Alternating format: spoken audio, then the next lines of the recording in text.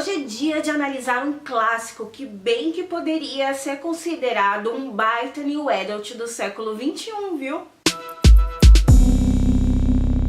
Oi, aqui é a Stephanie, você está no canal Mundos Impressos e hoje é dia de conversar a respeito de um daqueles livros bem clássicos, cheios de pompa, mas bem que poderia ser considerado um new adult best-seller do século XIX, viu? E eu não falo isso para desmerecer a obra, mas é que o senso de literatura de algumas pessoas anda um pouco sensível demais, então fica aí o aviso. Provavelmente eu nem preciso te dar essa informação, porque acredito que seja bem evidente que quando o assunto é Drácula, do Bram Stoker, nós estamos falando sobre um dos grandes queridinhos da cultura pop, junto com outros livros como Frankenstein, O Médico e o Monstro. Mas ainda é muito importante dizer que para essa história aqui tem uma série de versões.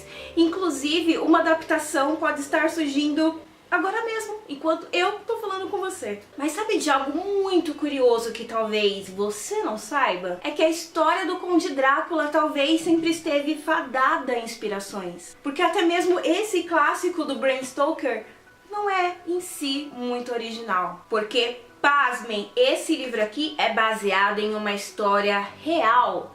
Pois é. Estou falando sobre o príncipe Vlad da Valáquia, mais conhecido como Vlad, o Empalador. Famoso pelo seu jeitinho, digamos que macabro demais de marcar as suas vítimas.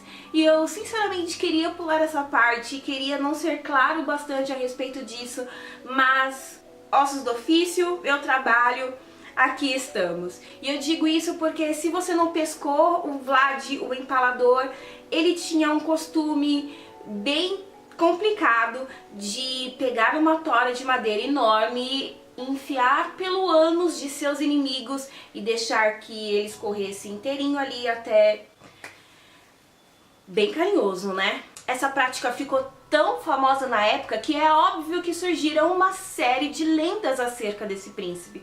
Uma delas, inclusive, é que ele tinha mania de tomar o sangue de suas vítimas pelo pescoço. Verdade ou não, o Bram Stoker naquela época foi só uma das muitas e muitas pessoas que ficaram obcecadas por todas essas histórias. Só que ao contrário dessas pessoas, ele acabou se inspirando para criar este personagem aqui, o Conde Drácula. Toda essa história foi contada de maneira epistolar, ou seja, vamos ter um livro, um romance que é totalmente produzido através de cartas escritas exatamente pelas pessoas que vivenciam essa trama. Tanto é que a nossa história começa quando o advogado Jonathan chega no castelo do Conde Drácula, crente de que estava encontrando um bom emprego. Só que com o tempo ele vai percebendo que esse Conde Drácula tem umas manias, uns trejeitos um tanto quanto curiosos, até que ele cai na real, que pra mim particularmente demorou muito, que ele na verdade vai ser mais do que só um advogado para o Drácula. A partir de então nós vamos mergulhar em uma trama cheia de mistérios, cheia de reviravoltas, só que mais do que isso eu gostaria de conversar com vocês sobre fatores simbólicos que nos ajudam a compreender a época em que essa obra foi escrita. Questões que não podem ser deixadas de lado. Então, antes de tudo, e como é de costume nessas análises, vamos voltar no tempo.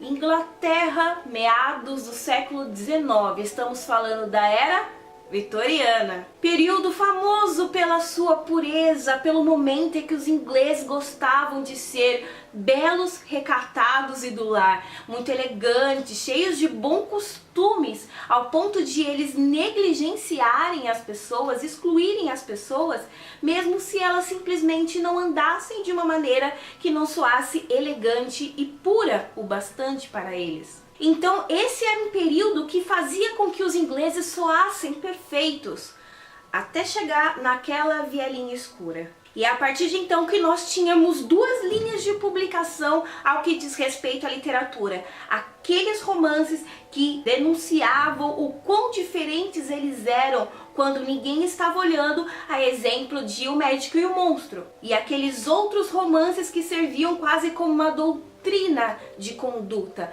livros que inspiravam a maneira como você deveria ou não se portar em sociedade. Há exemplos de, adivinhem, Drácula. Então nós vamos ter em mãos um livro que queria, antes de tudo, doutrinar os seus leitores, ensinar os seus leitores a como agir, a como se comportar. Então, mais do que conhecer uma história de terror, nós vamos conhecer uma história simbólica, onde a tecnologia é o meio de transporte para a entrada de toda essa maldade na Inglaterra. E o que é essa maldade? O Conde Drácula. Mas calma que eu vou te explicar tudinho.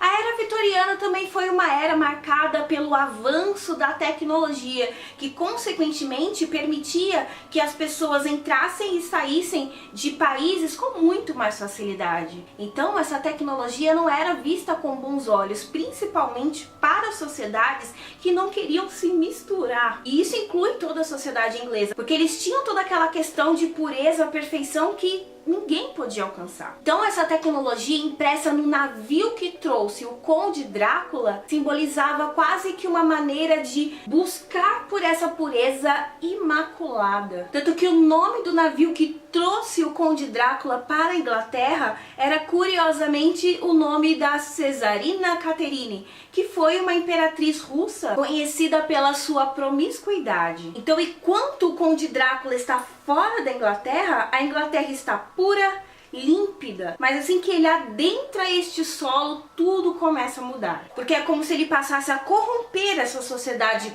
pura com sua maldade, com sua promiscuidade. E sendo o mundo como ele é, imaginem em quem principalmente recai toda a culpa desse pecado novo. Em claro, nós mulheres, porque nós somos muito frágeis e despreparadas. Se a sociedade como um todo impunha toda essa pureza, toda essa inocência, imagina o quão mais carregado era essa pressão em cima das mulheres. Porque as mulheres nessa época, elas tinham somente duas fases. A primeira era ser totalmente bela e recatada, para que um homem então se interessasse por ela. E ela nunca poderia de maneira alguma demonstrar paixão ou desejo por esse homem, porque ela não poderia sentir nenhum tipo de sentimento de atração, para que só então ela pudesse se tornar a do lar, que estaria sempre pronta para cuidar de casa, dos filhos, do seu maridinho. E se essas fases não davam certo, a mulher só tinha um resultado: ela se tornava meretriz, ela se tornava mulher da vida, que nenhum homem queria ser visto perto. Quando o Conde Drácula então chega a esse solo inglês, nós vamos conhecer duas mulheres que são totalmente opostas por um fator bem fútil. Eu estou falando da Mina e da Lucy. E apesar de as duas serem belas, recatadas e do lar, a diferença é que a Lucy é bonita e a Mina teoricamente não. E isso na era vitoriana fazia toda a diferença. Uma mulher bonita tirava o foco, a pureza do homem. Uma mulher bonita fazia com que o homem, coitadinho, perdesse toda a sua compostura. Ou seja, mulheres bonitas eram essencialmente perigosas, ainda mais se além de a mulher ser bonita, ela era como a Lucy, que desejava um dia se apaixonar por alguém. Tanto que ela se torna a primeira vítima do Drácula, e pelo amor de Deus, isto não é um spoiler, porque ele se sente completamente atraído por esse potencial dela. E é justamente por conta dessa contaminação da Lucy que todos os personagens ao redor, incluindo o famoso Dr. Van Helsing, não veem outra solução para ela a não ser a morte, porque ela já pecou, ela já conheceu o pecado da carne, ela tem desejos e atrações, então ela não serve mais, ela precisa ser morta. Por isso que eles lutam o tempo todo pela Mina, eles lutam o tempo todo para protegê-la, porque essa pobre mulher vitoriana não pode de jeito nenhum imaginar que existem pecados da carne, que existem desejos da carne, senão ela simplesmente não vai mais poder fazer parte dessa sociedade pura. E é dessa maneira que nós notamos que através de um livro teoricamente de terror, nós vamos ter, na verdade, uma doutrina vitoriana muito machista e misógina. Particularmente o livro me incomodou em muitas maneiras, e eu não digo isso pelo machismo dele. É que o romance se estende de diversas maneiras, em diversas passagens que essencialmente são desnecessárias. Mas de qualquer maneira, se é o tipo de literatura que te atrai, fique à vontade. Mas ainda, se você tem interesse na história do mundo ou simplesmente tem interesse de estudar o processo da mulher dentro da sociedade, porque esse romance acaba se tornando um bom e exemplar material de estudo quando a gente busca entender como a mulher sempre foi vista como detentora do pecado. Em outras palavras, o homem só pecava se a mulher pecava antes. Claro que temos mais uma série de análises que podem ser feitas através desse livro, que ele é sim muito rico no ponto de vista da reflexão, inclusive tem discussões bem interessantes acerca da religião a respeito desse livro aqui. Então, caso vocês tenham interesse em outro tipo de análise, me deixa nos comentários que eu volto com Drácula, mas com outra temática. Lembrando que também, se você tiver alguma dúvida, você já sabe, me berra aí embaixo, eu venho com o maior prazer para ajudar vocês no que for necessário. Tanto que caso você queira ler essa história, se você queira conhecer melhor qual é o conto original do Drácula, vou deixar um link de compra aí no box de informações. Lembrando que comprando pelo meu link esse bebê ou qualquer outro livro, você ajuda muito o canal a crescer. Mas você também consegue me ajudar muito clicando lá embaixo no gostei e se inscrevendo para mais vídeos como esse. Muito obrigada pela sua presença e eu te vejo amanhã num vídeo super mega blaster interessante com dicas. É um vídeo de lista, então eu te vejo amanhã, se inscreve, muito obrigada por tudo, tchau, tchau!